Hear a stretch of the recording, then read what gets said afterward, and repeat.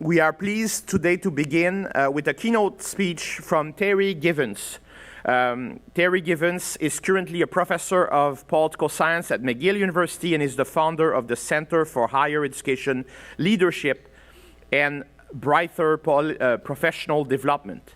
Terri is the author of the book Racial Empathy, Finding a Path to Bridging a Racial Divide. The book Radical Empathy, yes. And beyond Radical Empathy, she is the author of books and articles on immigration policy, anti-discrimination politics, and comparative race politics. She's an accomplished speaker, as you will discover very soon, author, consultant, and mentor. Terri is using her platform to develop leaders' understanding of the importance of diversity and encourage personal growth through empathy. I will, of course, let now Terri speak, and I will join her later for a brief Q&A session. Merci beaucoup, Terri, d'avoir accepté notre invitation et d'être aussi l'une des co-organisatrices donc du comité pour cette conférence. It's all yours.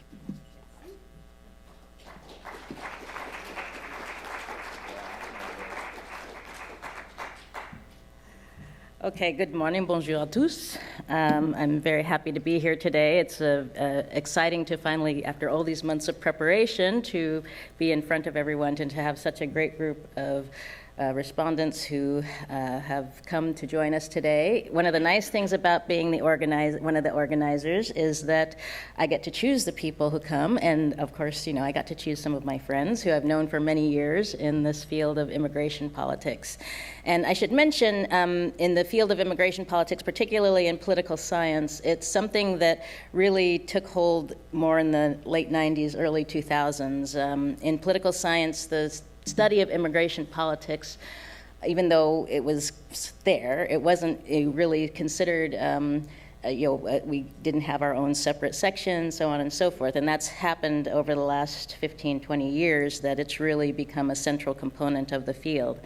And so it's been my pleasure to get to know a lot of these folks over the course of the years. We had our annual political science meeting recently where there was just lots of great research going on the topic of immigration politics. And really it's important to comparative because, as we know today, we're going to be discussing not only Europe and the US, but the connections to Canada. And I have to say, in my many years of talking to government officials and people across Europe, one of the things they always say is we want to do what the same thing as Canada does. You know, everybody wants to figure out how to do this point system and how to be selective about immigrants and so on. So it's something that I think is important for us all to understand.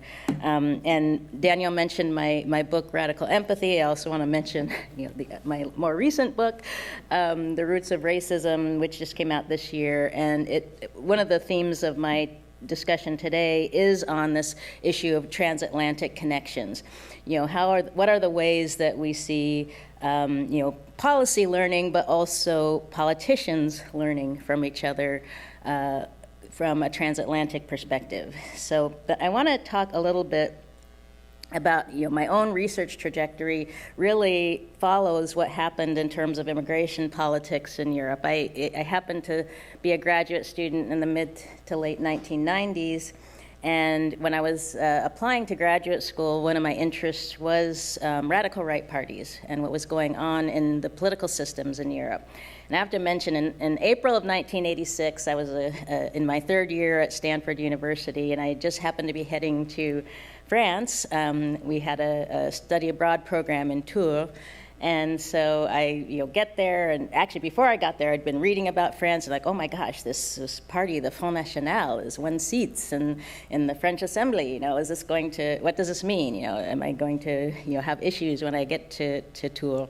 And so it just happened to be that was the year that the French government decided. Well, the president decided to switch the electoral system from first past the post to proportional representation, which meant that the Front National was actually able to win 35 seats. That didn't happen. They won more seats recently, but that was the best that they had done electorally because of that shift to proportional representation. So even though I didn't know it at the time, that would become kind of the centerpiece of my dissertation and my first book, which looked at the fact that electoral systems have a big impact on the ability of far-right and other minor parties to enter governments and so on. So in any case, but one of the things I was really interested in studying when I started graduate school was the politics of immigration, because I'd been to France and Germany and other countries and seen that this was an up-and-coming topic. You know, you had the Marche de Beurre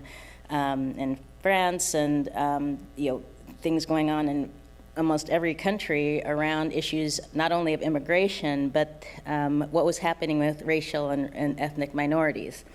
And so I also happened to be studying the radical right at the time when there was this movement to develop anti-discrimination policy. And this had been something that had been started by a group of nonprofit organizations in Europe that were trying to figure out how do we deal with immigrant integration, but also racial and ethnic minorities, religious minorities, and their integration into society. And so my first book was Voting Radical Right in Western Europe, but my second book, the single-authored book, or not single, but anyway, my second monograph was called Legislating Equality. And that book, as its starting point, was the entrance into power of the Austrian Freedom Party in 1999. And that triggered the EU to actually pass legislation called the Racial Equality Directive. And so as we began to see the rise of the radical right, the EU realized we had to have some kind of response. And it just so happened that the Starting Line group, this group of nonprofit organizations, had been working for about 10 years on developing anti-discrimination legislation. And so the EU said, hey, we have this piece of legislation, let's pass it to show that we aren't racist, that the Austrian Freedom Party isn't going to guide our policies, and so on. And so they did pass this legislation. So anti-immigrant parties in the 1990s weren't just pushing for things like immigration control. You actually had a response from elected officials to say, no, we're going to show that even though these Austrian Freedom Party has gotten into the Austrian government, we are going to show that the EU is not racist, that we're not anti-immigrant, that we're not anti-EU, and so on. And so the passage of the Racial Equality Directive was an important response at that time. However, what you had right after that was most of the parties that were in power in EU member states at that time were left-leaning parties. Not long after, you would have a shift to more right-leaning parties. And you had a sense of policy learning there in the early 2000s that basically immigration should be focused on, but from the perspective of immigration control. And there were a lot of factors that led to this rightward shift, in not just from the radical right, but also from conservative parties. So you had a series of terrorist attacks, not just starting, you had that even before 9/11, but 9/11, of course, was a huge factor in shifts in U.S. immigration policy, and then also was the 7/7 attacks, various attacks in Belgium, and so on. So it led to the securitization of immigration policy. And I actually worked with many colleagues actually to do a book on immigration policy and security, not only in Europe, but also in the US and Australia and so on.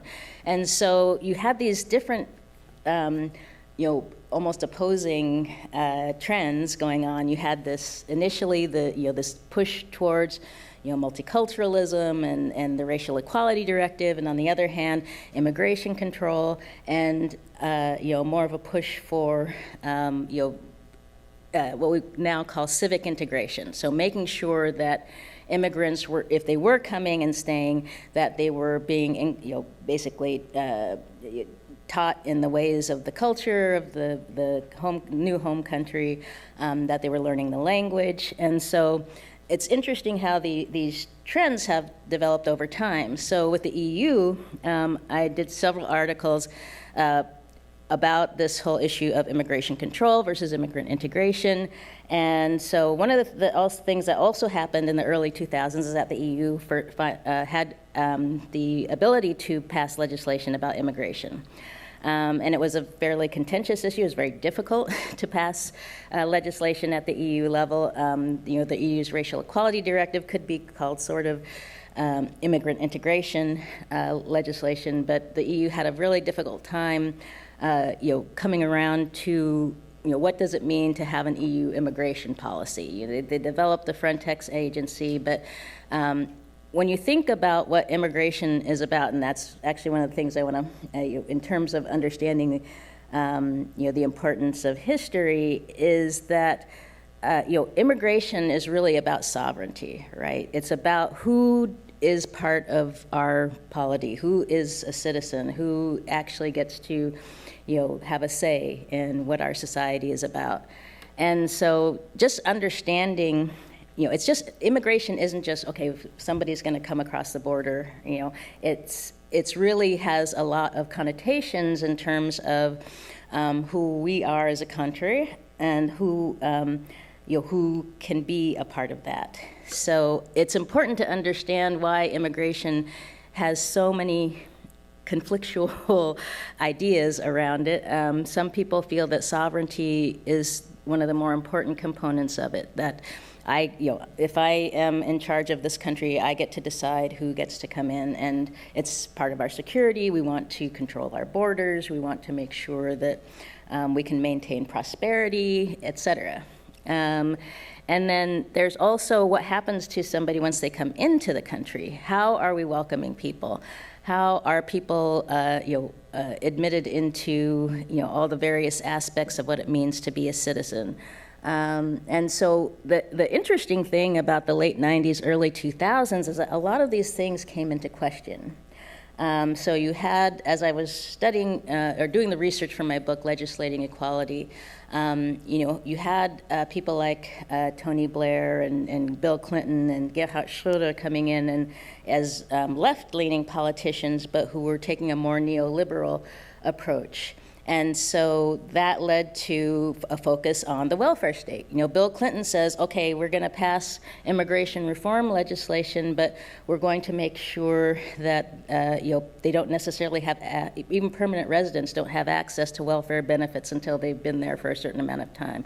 Gerhard Schröder is making reforms in terms of trying to get people off of welfare benefits and into work. And a lot of these policies were undermining unions and other entities that had been formed for worker solidarity.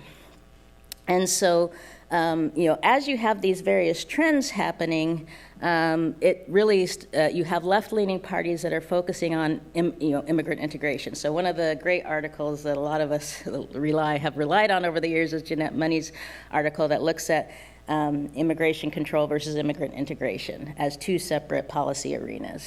And immigration, everybody agrees, even though you have politicians out there saying, oh, left politicians want open borders. That's not true at all.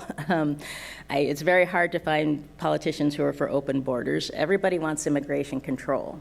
That is, that's just a basic baseline. Everybody wants immigration control. But immigrant integration is a whole other issue because there's a tendency, at least for left-leaning parties, to focus more on immigrant integration, making pathway, and Bill Clinton did this, others have done this, making citizenship easier for new immigrants, making that pathway a much easier process with the hope that these immigrants are going to vote for their parties. And that's been a mixed bag, and we've seen the decline of left-leaning parties in Europe and kind of up and down in the U.S. But in any case, so you have the passage in Europe of the Racial Equality Directive, but as I mentioned, you also have the more conservative parties coming into power and a bit of a backlash. And I just remember I would meet fairly regularly with folks, the European Network Against Racism and various other entities in Brussels that were working on the implementation of the Racial Equality Directive. And they really felt, especially even before the election of Donald Trump and so on. I met with them after my book came out in 2014. I went over to talk about it. And they just felt this sense of despair because the implementation of the Racial Equality Directive had just been stalled for so long, and it was very, very minimally implemented. And so there was this backlash that occurred, and I think that is connected to what I mentioned earlier with the terror attacks and the concerns about Muslim communities and the demographics, et cetera. And so demographics is a really important component of this as well, but also the refugee flows.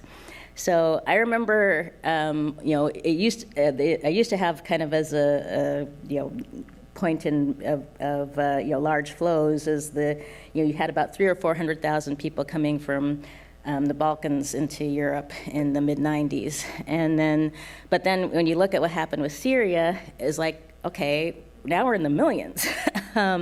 And so, there was a particular backlash in the 90s, but the backlash, I think, to the refugee flows and the politics around that was much starker in, around 2014, 2015. You saw Germany, it's interesting, we were discussing yesterday the case of Germany, and, one thing I note about Germany, Germany and France are two of the countries I've studied the most closely. Germany is very good at creating structures around immigration. And as I was telling my colleague yesterday, I think it comes from the corporatist culture in Germany that, okay, you've got a problem, you create structures around it, you're very pragmatic, we need to process refugees, we need to get them where they need to go. And so that's certainly been an important component of it. But the other side of it is the social aspect. And you may have heard some of the stories about, I think it was the New Year's Eve situation where there was concerns that women were being attacked and so on. And so these refugee flows have brought large numbers of immigrants from the Middle East, Syria, so on. And there are social impacts that are influencing how people are responding to those immigration flows. But the political impacts are as interesting as well, and it comes back to the EU immigration policy and the inability, it took many years for the EU, actually they're still working out a lot of the details around how at the EU level they want to manage these migration flows. And so I think one of the important things is how intertwined the politics are at the EU level, the domestic politics, the way that we've seen the rise of radical right parties like the Rassemblement, led by Marine Le Pen, what just happened in Sweden with and I'm going to forget the name of the party, but the New Democrats, I believe, yes, and of course Italy. And so when I started studying the radical right in the late 1990s, people would tell me, they're just a flash in the pan, they're going to disappear. Well, unfortunately, that has not been the case. And I think what we need to understand is, and one of the reasons I wrote my book, The Roots of Racism, is that it's really important to understand how all these things are intertwined. And so anybody who's here, I don't know if I have any students who took my class last semester, but we really focused in on the importance of understanding history and where are we coming from and why are our countries responding in particular ways, but also communities responding in particular ways. And so I talk about the roots of racism and how it is that race, first of all, racism is obviously a social construct. It's not scientifically a real thing, but certainly we respond to people differently who have different phenotypes, have different religions, et cetera. But I talk about the history because it's really important to understand, how did we get to this point where we're seeing this backlash, where we're seeing people and politicians and voters responding the way that they are in many ways to immigration. And I argue that you're seeing this conflation of immigration and race. And that goes back to the era of slavery, where and that's why I talk about in terms of the transatlantic connections, and we know that obviously it was a transatlantic slave trade, and so the way we define people goes back to that history. And so I won't go into any detail on it because we could have a whole lecture just about, actually I teach a whole class just on that. But the reason I bring it up is because, there's this, we always wonder, well, why do these particular immigrant groups or racial and ethnic minorities end up, at the bottom of the economic ladder? Why are they having trouble? I can show you tons of data that, even here in Canada and Montreal, that certain groups are always having, higher levels of unemployment and residential segregation, and so much of this goes back to the way that policies were developed over history, right? So we can look at rules and regulations, and actually my friend Deborah Thompson talks a lot about the differences, for example, in the U.S. and Canada about this. It's not necessarily about the laws themselves, it's about the ministerial discretion.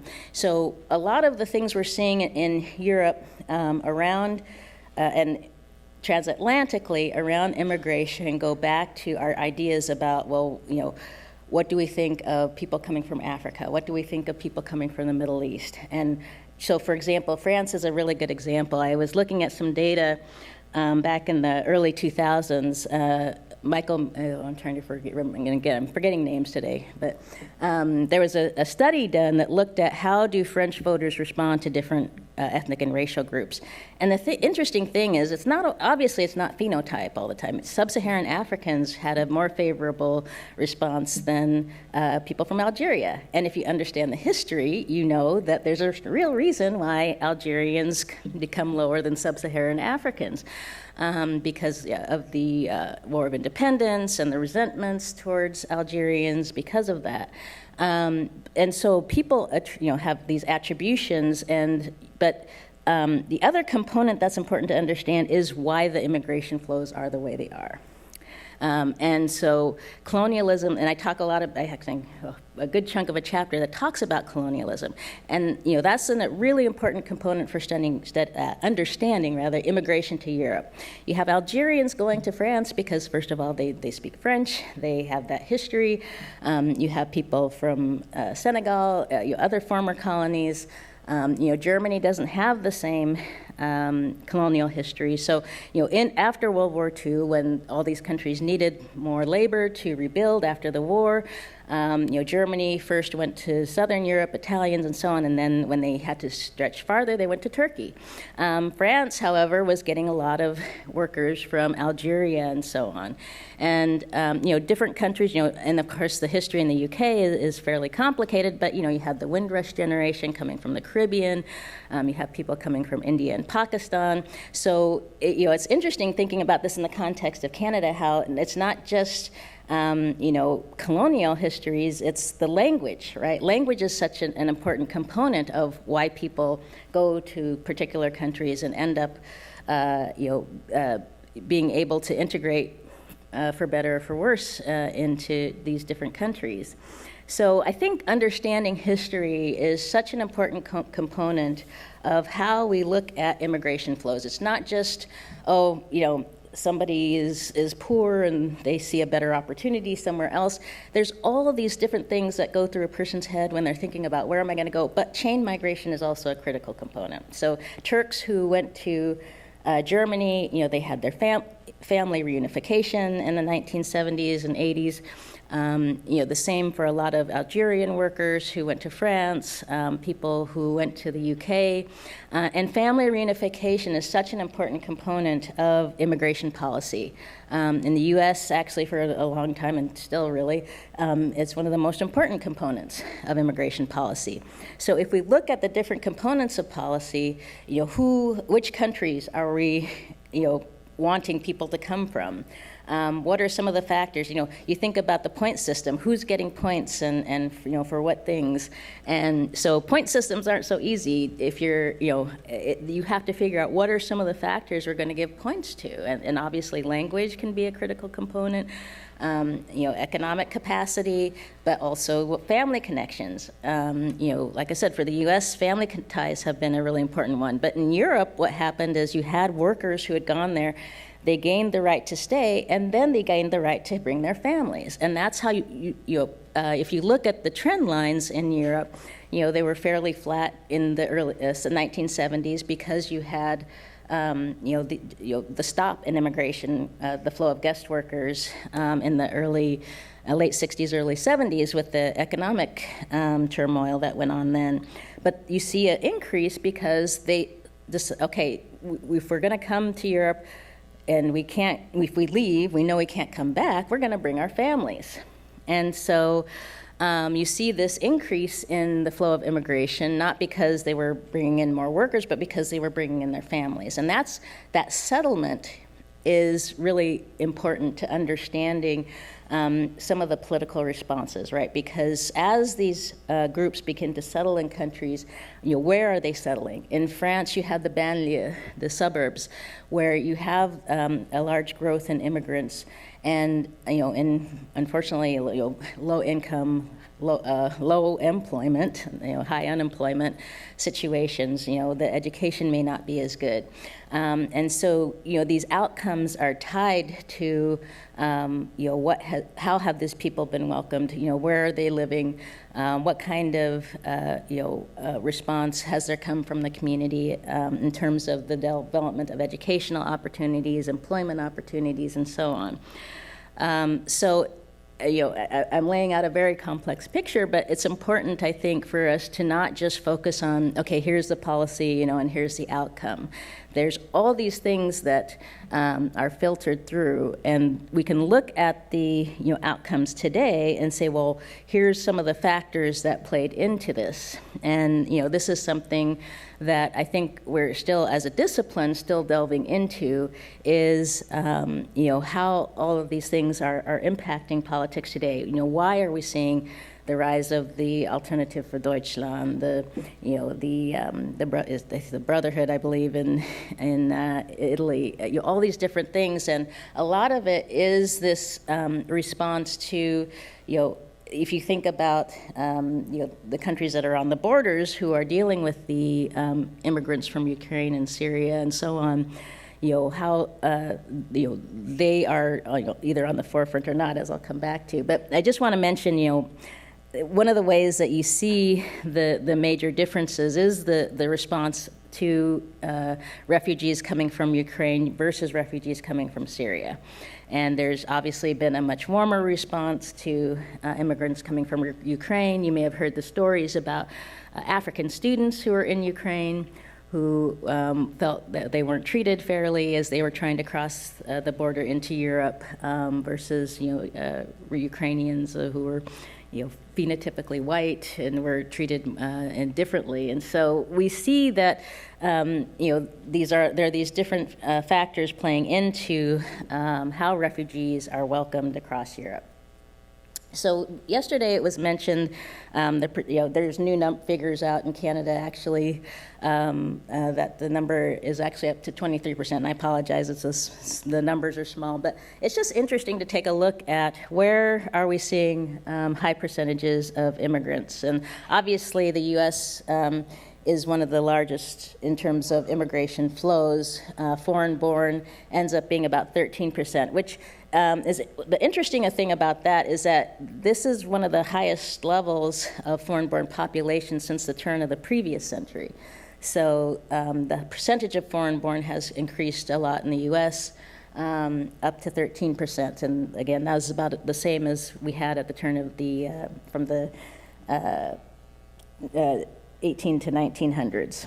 And then another interesting one there is Switzerland, which of course is a country that relies very heavily on immigrants as laborers and service workers and so on.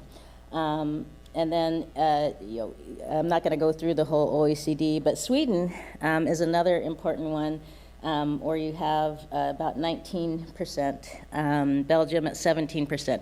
These are high numbers. So it's the thing that is interesting to think about here is there.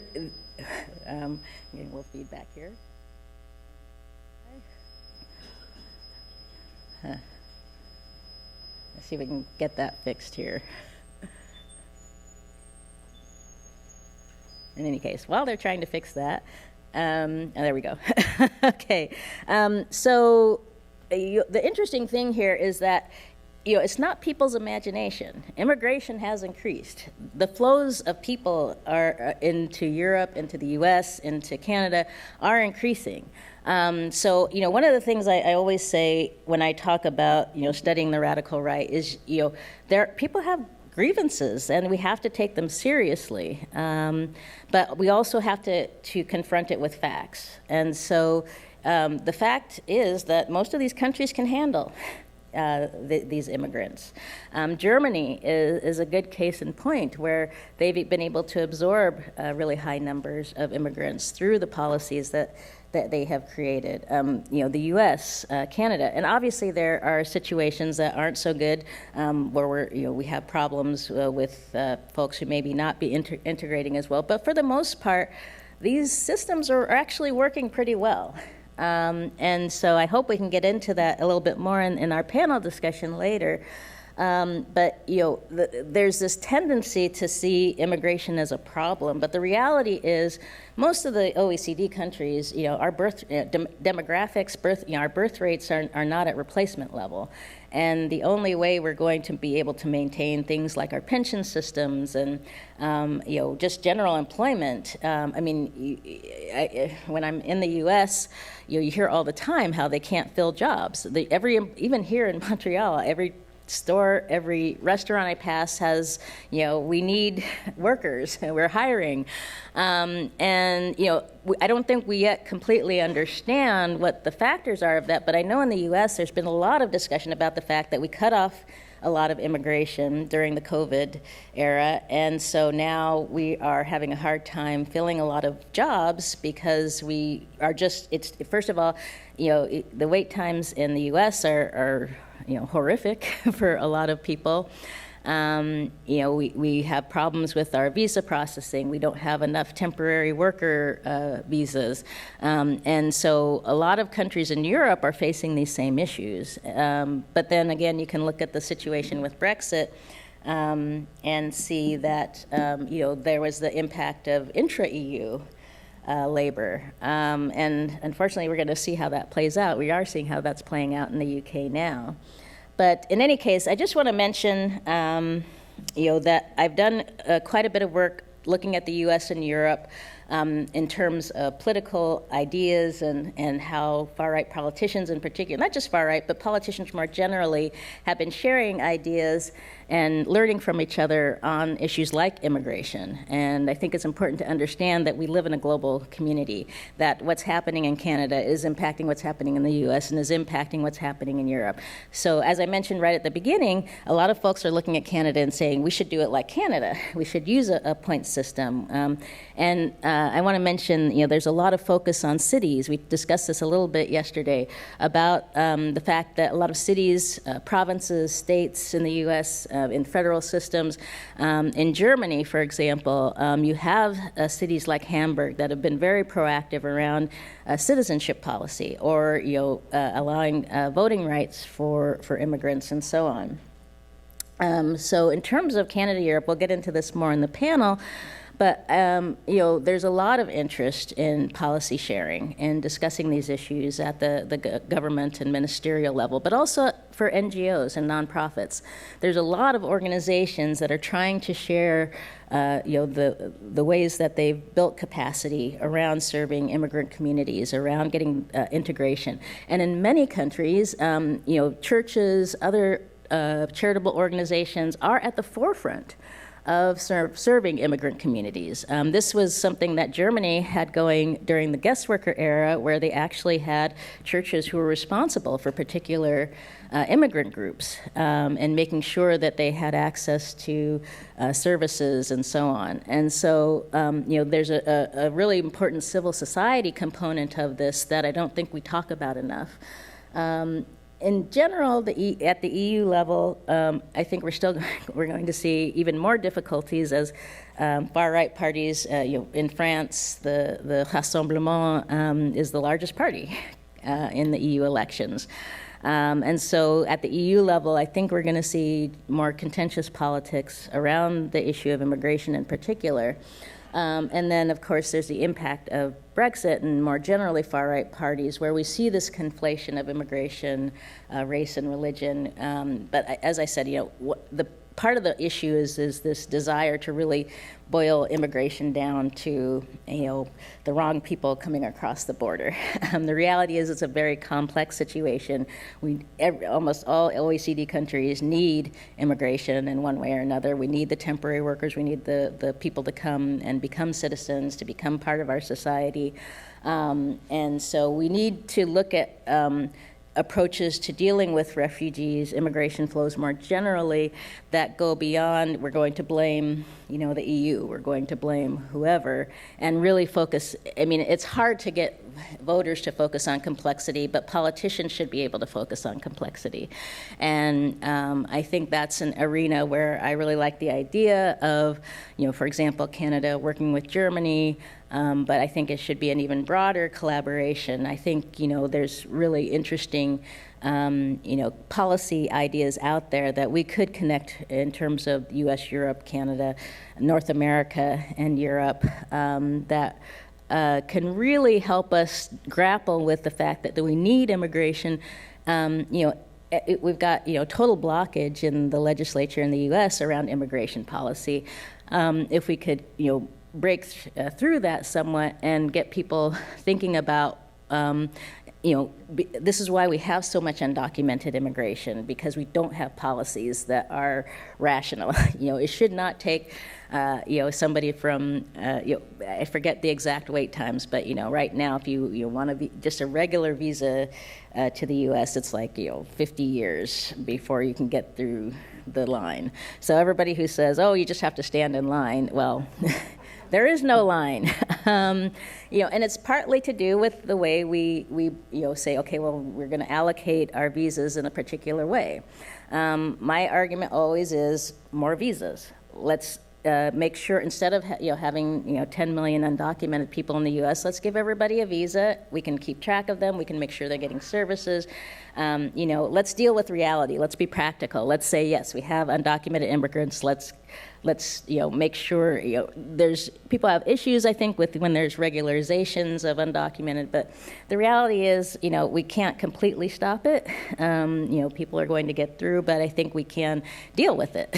I think we can do a better job of allocating visas in a way that is responsive to the business interests. That's one thing, and I'll end here because I could go on forever, but I would mention, Dan Tishner's book on immigration policy in it focuses on the U.S., but it talks about how business interests, civil society, government, and various other interests can come together and develop policies that make sense for the communities, for the economy, but most importantly, to deal with these people as human beings. So, end there.